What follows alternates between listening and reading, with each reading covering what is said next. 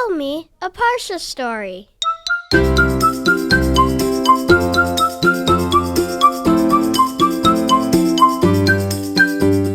Welcome to Parsha House. Meet Talia. Talia is in second grade. Talia likes to talk and make people smile and make people laugh.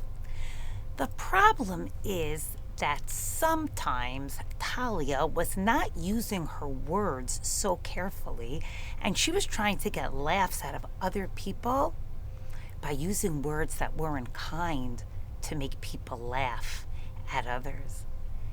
And Talia started doing this a few days in a row, one day after another, and it started becoming a habit in school and at home that Talia's words were not the kind words that we want children and adults and people to use. And one day in school, during lunch, Talia looked at her friend Leora in her class and said, "Leora, that sweater that you're wearing, where did you even get it from? It is UGLY. Ugly." Oh my goodness. Leora's face turned red and even a little white from embarrassment. That day after school, Talia's grandmother said to her, "Talia, summer vacation is coming up. I want to plan a special outing for us. Do you know that about an hour from here, there's a canyon? And I would love for us to go together this summer." And Talia said, "Oh, Safta, it's getting dark much later. Do you think that maybe we could go now? Tonight?" And her Safta said, "Well, if we leave right now, we might be able to." And they told Talia's mom where they were going. They hopped in the car, they drove an hour, and they got to a beautiful, beautiful canyon. Now, Talia's Safta had heard Talia talking. She saw this habit developing. And as they entered the beautiful canyon, Talia's grandmother said, "Talia, say something really loud into the canyon. Say something that's really good." Talia said, "Okay." She thought for a minute. She put her hands around her mouth and she said, "You're amazing." And Talia heard echoed right back at her from the canyon, "You're amazing." Wow, that was powerful. And then Talia's Safta said, "Now say something that's not nice." And Talia said, "Loser!" And the echo from the canyon, the sound came right back at her. "Loser!" Talia Safta said, "What do you think? What do you think about what happened?" Talia said, "Wow, the good words came back to me, and so did the mean words.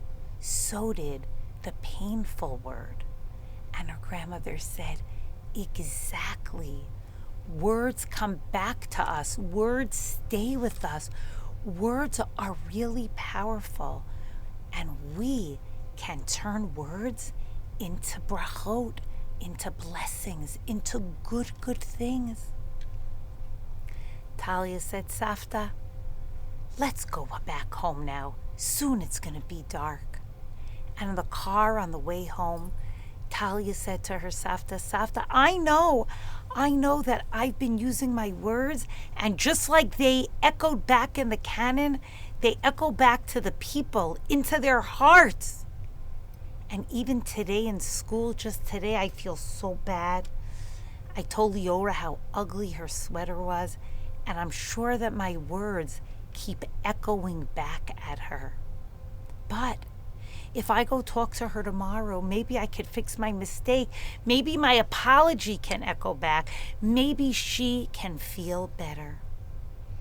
And Talia was so excited to go to school the next day so that she could apologize to her friend, Leora. And as soon as she saw her in the morning, she said, "The words that I said were so unkind, and they probably kept reverberating for you at night. And I'm so, so sorry.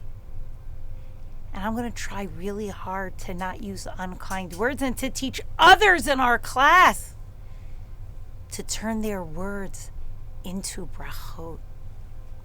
And in this week's Parsha, Parashat Balak, we learn about the power of our words. We learn about words that can be brachot or can be klalot.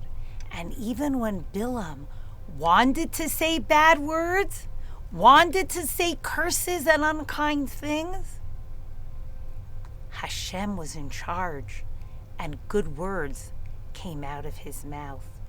In our lives every day, we can choose the words that we say.